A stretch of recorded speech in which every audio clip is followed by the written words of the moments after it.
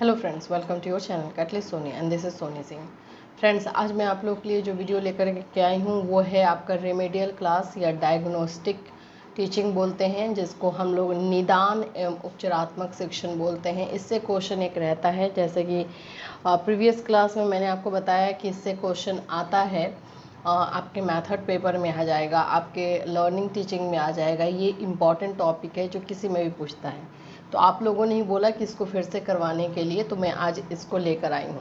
इसमें दो टॉपिक है, अगर आप ध्यान से देखेंगे तो निदान एंड उपचारात्मक दोनों अलग अलग होता है। दोनों का मीनिंग क्या है वो हम देखेंगे, और दोनों क्यों इम्पॉर्टेंट है, ये सारी चीज़ें इसमें हम देखने वाले हैं। मीन्स इससे रिलेटेड जैसा क्वेश्चन आता है एग्ज़ाम में, उन सारे चीज़ों को हम देखेंगे आज के क्लास में। सो फ्रेंड्स, आप अगर हमारे चैनल पर नए हैं या चैनल को अभी तक सब्सक्राइब नहीं किया है तो चैनल को सब्सक्राइब कर लीजिए, बेल आइकन को हिट कर दीजिए। Chaudhary Charan Singh university, Bihar BEd entrance, Bihar BEd first year, Agra university, Awadh university, इन सब का पेड क्लास हमारे चैनल पर कंडक्ट करवाया जाता है। अगर आप क्लास लेना चाहते हैं इनमें से किसी का भी, तो आप जो व्हाट्सएप नंबर दिया गया है आप उस पर मैसेज कर सकते हैं। चलिए स्टार्ट करते हैं आज की क्लास को। इसको हम लोग बोल सकते हैं VVI, very very important question, जो कि एक नहीं 2-3 जगह पूछा जाता है। आपके मेथड पेपर में पूछा जा सकता है, जो कि आपका 2 मेथड पेपर होता है, और इसके अलावा भी learning teaching language cross curriculum, उसमें पूछा जा सकता है। कुछ क्वेश्चन ऐसे होते हैं बीएड के जो कि किसी भी बुक में पूछे जाते हैं, मीन्स वो बीएड से ही रिलेटेड होते हैं, तो वो उसी में से एक जो है ये टॉपिक है। जैसे मैंने आपको बताया, इसमें 2 टॉपिक है, निदान और उपचारात्मक शिक्षण। आइए देखते हैं एक एक करके। सबसे पहले तो समझेंगे निदान का अर्थ क्या होता है। निदान का अर्थ होता है शिक्षा में निदान का तात्पर्य उस प्रक्रिया से है जिसके द्वारा शिक्षा संबंधी कमजोरियां तथा कठिनाइयों के मूल कारण और प्रकृति का निर्णय लिया जाता है। निदान यानी डायग्नोसिस, यानी पता लगाना, कारण किसी भी प्रॉब्लम का पता लगाना ही डायग्नोसिस कहलाता है। मान लीजिए कि किसी को कोई प्रॉब्लम है, तो उसमें क्या प्रॉब्लम है मतलब उसका पता लगाना। सोचिए किसी का सिर दर्द कर रहा है, अब सिर दर्द क्यों कर रहा है, उसका रीज़न क्या है, उसका पता लगाना जो है डायग्नोसिस कहलाता है, निदान का अर्थ कहलाता है। टीचिंग में भी सिर्फ ऐसा ही है। बच्चों में, कुछ बच्चों में जो है उनका जो है लर्निंग में प्रॉब्लम होता है, तो वो लर्निंग में प्रॉब्लम जो है उनका क्यों है, और कैसे पढ़ने में प्रॉब्लम है, लिखने में प्रॉब्लम है, क्या है, इन सभी के बारे में पता लगाना डायग्नोसिस है, निदान है। SK अग्रवाल ने कहा, जब कोई रोगी उपचार के लिए डॉक्टर के पास जाता है, आपको समझाने के लिए एग्जाम्पल दिया गया है, तो डॉक्टर पहले उसके शरीर की परीक्षा करके रोग के कारण मालूम करता है, ठीक है। तत्पश्चात रोग को दूर करने के लिए उपचार करता है। इस क्रिया को निदान कहते हैं। मतलब किसी भी रोग के कारण को मालूम करना, किसी भी रोग को या रोग के कारण को मालूम करना निदान कहलाता है। और जब हमें निदान के बारे में पता चल जाता है तो हम उसके जो है सॉल्यूशन के बारे में सोचते हैं, उसके उपचार के बारे में सोचते हैं, ठीक है।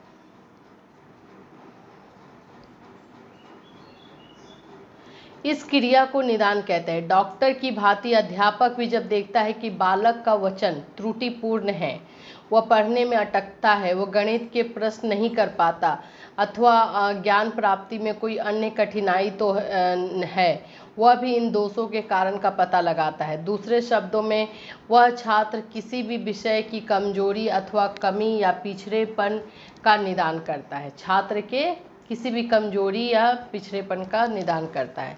निदान करने के पश्चात वो विविध उपचारिक विधियों की सहायता से बालक के पिछड़ेपन या कमजोरी को दूर भी करता है।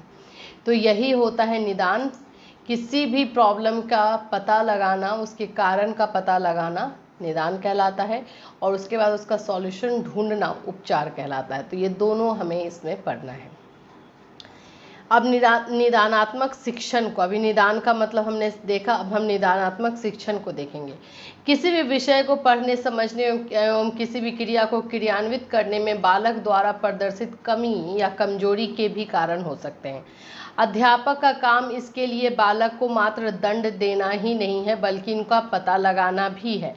इस कार्य को निदानात्मक शिक्षण की संज्ञा दी गई है। मतलब किसी भी बच्चे में कोई कमी है, कोई कमजोरी है उसका, या कोई प्रॉब्लम है, पढ़ने में लिखने में कोई प्रॉब्लम हो रही है, तो टीचर का काम ये नहीं होता है उसको पनिशमेंट देना। टीचर का काम होता है कि अगर ये बच्चे में कमी आ रही है तो क्यों आ रही है, रीज़न क्या है, तो उनके कारण का पता लगाना निदानात्मक शिक्षण के अंतर्गत आता है और ये काम टीचर का होता है। ठीक है, तो निदानात्मक शिक्षण आपने समझा कि बच्चों के में जो भी कमी है, जो भी उनमें समस्या है, उसका पता लगाना, उनके कारणों का पता लगाना निदानात्मक शिक्षण है। इसी तरह शिक्षण के 3 रूप होते हैं। शिक्षण के, टीचिंग के 3 रूप होते हैं। पहला तो होता है शिक्षा देना, एजुकेशन देना, ये टीचर का पहला परम कर्तव्य है।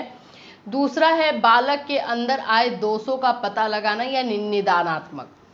पहला है आपको शिक्षा देना, अब फिर उसके बाद आपको ये देखना है कि कौन से बच्चे में वो शिक्षा जा रही है या नहीं।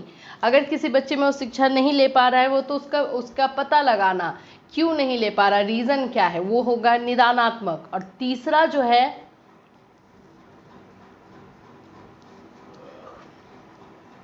कि जो कारण हमें पता चलता है उस कारण का जो है उपचार ढूंढना, औपचारिक जो है उसके लिए जो है सॉल्यूशन ढूंढना, तो ये हो जाता है औपचारिक या चिकित्सात्मक। ठीक है, तो 3 तरह के शिक्षण होते हैं।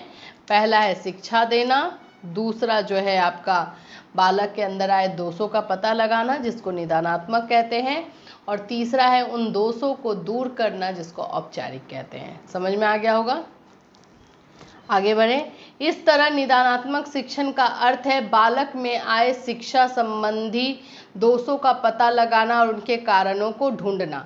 यानी शैक्षणिक निदान वह प्रक्रिया है जिसमें लक्षणों के द्वारा शिक्षा के क्षेत्र में आई हुई बालकों की कठिनाइयों को सुधारने की दृष्टि से पता लगाया जाता है। ठीक है, इन कठिनाइयों का पता लगाने के लिए तथ्यों का संग्रह करना पड़ता है। तथ्यों का संग्रह अनेक साधनों एवं विविध विधियों के द्वारा होता है। साधारण निरीक्षण से लेकर असाधारण परीक्षण तक करना पड़ता है।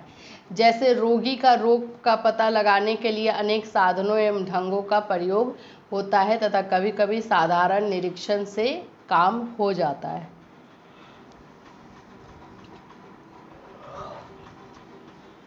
अब इनकी परिभाषाएं देखेंगे कि फिलोसफर्स ने जो है क्या क्या परिभाषाएं दी है।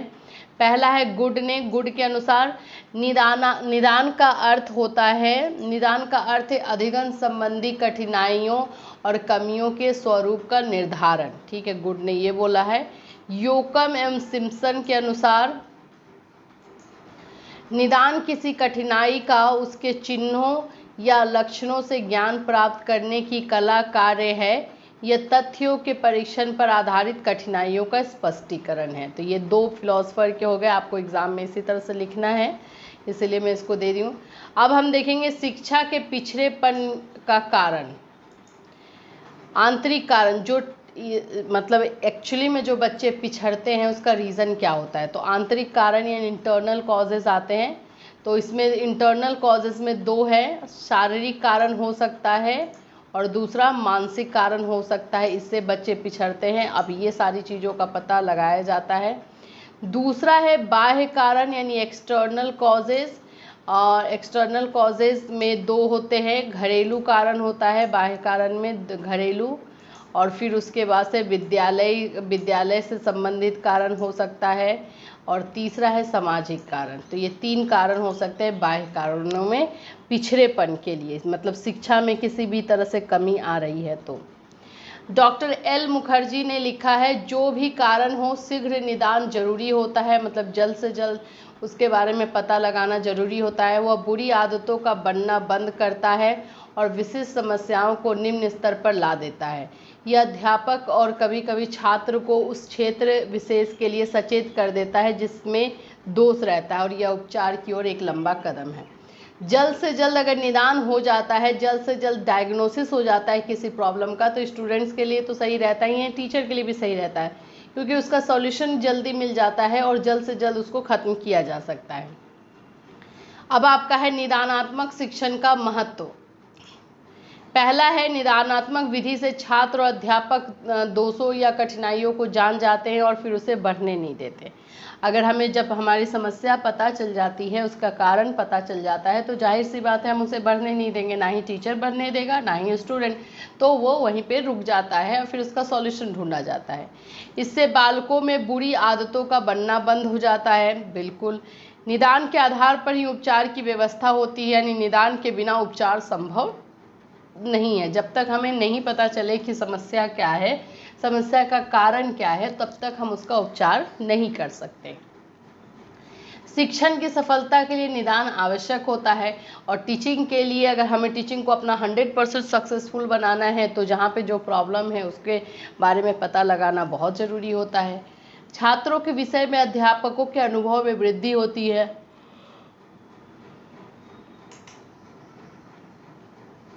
छात्रों को कार्य करने की प्रेरणा मिलती है। तो ये निदानात्मक शिक्षण के 6 महत्व। अब हम देखेंगे उपचारिक या निवारणात्मक का अर्थ, यानी कि रेमेडियल टीचिंग।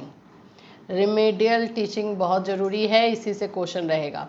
उपचार शब्द चिकित्सा शास्त्र की देन है। उपचार ऐसे रोगों या शारीरिक दोषों का होता है जो व्यक्ति की स्वास्थ्य प्रगति में बाधक होते हैं। रोगों के उपचार में केवल रोगी की दवा ही नहीं खिलाई जाती, बल्कि उसके खान पान, रहन सहन और चतुर्दिक वातावरण में भी आवश्यक परिवर्तन लाया जाता है।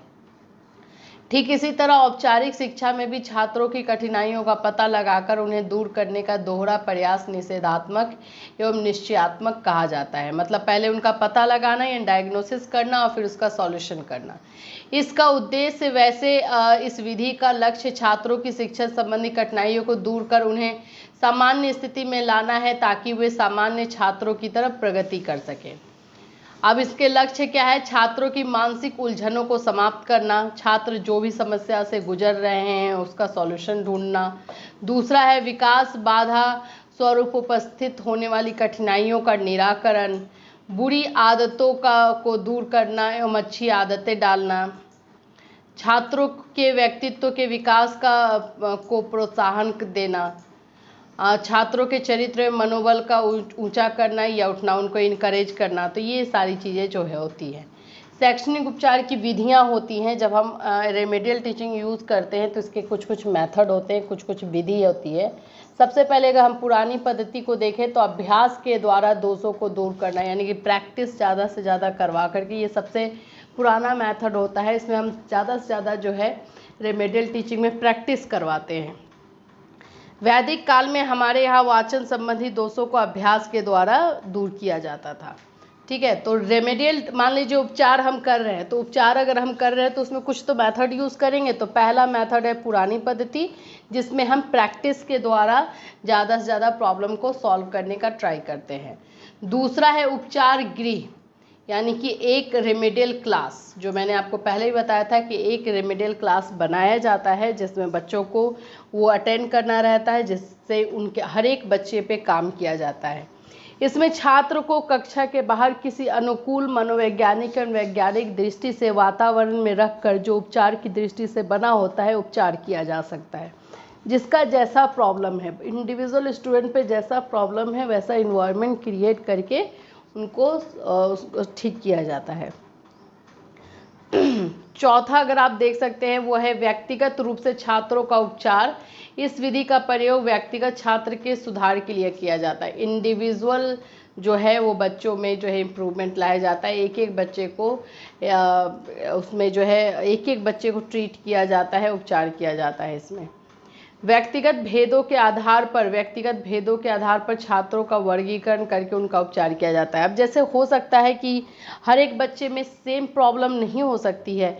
मान लीजिए किसी को जो है पढ़ने में प्रॉब्लम हो रहा है, तो पढ़ने वाले प्रॉब्लम यानी कि उसको बोलने में, पढ़ने में, रीडिंग में उपचार, प्रोनाउंसिएशन में प्रॉब्लम है, तो वैसे बच्चों को हम अलग कर लिए। किसी बच्चे को लिखने में प्रॉब्लम है तो लिखने वाले बच्चों को हम अलग कर लिए, तो अलग अलग कैटेगराइज करके उस पर काम कर सकते हैं। अगर हम पढ़ने वाले बच्चों को भी ले लिए, लिखने वाले बच्चों को ले लिए और सोचे कि एक साथ ही क्लास में इनके प्रॉब्लम को सॉल्व कर दे, तो वो पॉसिबल नहीं है। तो इसीलिए हम लोग कैटेगराइज करते हैं, सेम समस्या वाले बच्चों को एक कैटेगरी में रखते हैं ताकि उन पे काम करना ईजी होता है और उसका रिजल्ट जो है पॉजिटिव दिखता है।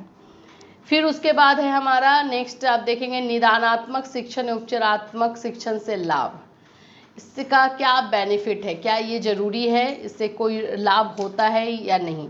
तो सबसे पहले तो देखिए इसका लाभ अगर हम ऐसे बिना देखे भी समझे तो हमें ये पता चल ही जाता है कि बच्चों की जितनी भी लर्निंग रिलेटेड यानी कि उनके सीखने से जितने भी रिलेटेड प्रॉब्लम होते हैं वो दूर होते हैं, बच्चों में कॉन्फिडेंस आएगा, वो उनमें जितनी भी कमियां रहेगी वो दूर होगा, उनके बिहेवियर में चेंज आएगा, और फिर अगर वो ऐसा वो उस तरह से उनके बिहेवियर में चेंज आएगा तो उनका विकास सही तरीके से हो पाएगा जिस तरह से विकास होना चाहिए। अगर बच्चों का विकास होगा तो समाज का विकास होगा, समाज का होगा तो कंट्री का होगा, देश का होगा। तो इस तरह से निदानात्मक शिक्षण एवं उपचारात्मक शिक्षण प्रॉपरली अगर बोले तो इनका यूज़ होता है और हर एक स्कूल में इसका यूज़ किया जाता है। सबसे पहला यहाँ पे पॉइंट जो लिखा हुआ है वो आइए देख लेते हैं क्या है। छात्रों की दुर्बलता और उनकी कठिनाइयों का पता लग जाता है, ठीक है। छात्रों को सीखने संबंधी सभी कठिनाइयाँ दूर हो जाती है, जो भी उनके लर्निंग से रिलेटेड प्रॉब्लम होता है वो दूर हो जाता है। उनकी शक्ति को उचित दिशा की ओर मोड़ दिया जाता है, जो उनमें एबिलिटी है उनको उस तरफ जो है आगे बढ़ाया जाता है। शिक्षण की प्रक्रिया प्रभावशाली हो जाती है, जो टीचिंग होता है वो ज़्यादा अच्छा हो जाता है। अब मान लीजिए 30 में से 20 बच्चे को समझ में आ रहा था, 10 बच्चे को नहीं आ रहा था, तो कहीं ना कहीं टीचिंग में कमी हो रही थी। फिर उन 10 बच्चों पे जो है हम लोगों ने निदानात्मक एवं उपचारात्मक शिक्षण यूज़ किया। पहले डायग्नोसिस किया कि क्या प्रॉब्लम है, फिर उसके बाद से उसका सॉल्यूशन निकाला। तो ये करने से हमें पता चला कि उन 10 बच्चों में से 8 बच्चे जो है अब अच्छा कर रहे हैं, तो हमारा अब टीचिंग और सक्सेसफुल हुआ। 30 में से 28 बच्चे जो है अब अच्छा करते हैं, तो टीचिंग सक्सेसफुल होगा। जितना बच्चे अच्छा करेंगे उतना टीचिंग सक्सेसफुल होगा। 5 नंबर है शिक्षक अपने व्यवहार में परिवर्तन लाता है और टीचर के भी बिहेवियर में चेंजेस आता है। उसको मतलब टीचर भी अगर आपके लिए काम कर रहा है और उसमें सक्सेस हो रहा है तो उसका भी तो कॉन्फिडेंस बढ़ता है। वो अपनी मनोवृत्ति को बदल देता है, अपनी टेंडेंसी को बदल देता है और हर बच्चे को उसी तरह से ट्रीट करता है जैसा वो डिज़र्व करता है। भविष्य में होने वाली त्रुटियों से छात्र बच जाते हैं। छात्रों को उचित अनुकूलन होता है, मतलब जैसा एप्रोप्रिएट उनको एनवायरनमेंट मिलता है उनका डेवलपमेंट विकास होता है। एक अच्छे समाज का निर्माण होता है। जाहिर सी बात है स्टूडेंट का डेवलपमेंट होगा तो वो समाज का निर्माण होगा। बालक कुसमायोजन से बच जाते हैं, एडजस्टमेंट जो नहीं कर पा रहे तो उससे बच जाते हैं। तो ये हमारा रहा रेमेडियल और डायग्नोसिस मेथड। और रेमेडियल और डायग्नोसिस मेथड में आपको बता दूं 100% आएगा ही आएगा। आपका एक पेपर में आए दूसरे पेपर में आए लेकिन रहेगा ही रहेगा। तो इसको बहुत अच्छे तरीके से कर लीजिएगा। और इतना जो मटेरियल आज मैं आपको दे रही हूँ ये सफिशिएंट है, इसके अलावा और कुछ नहीं।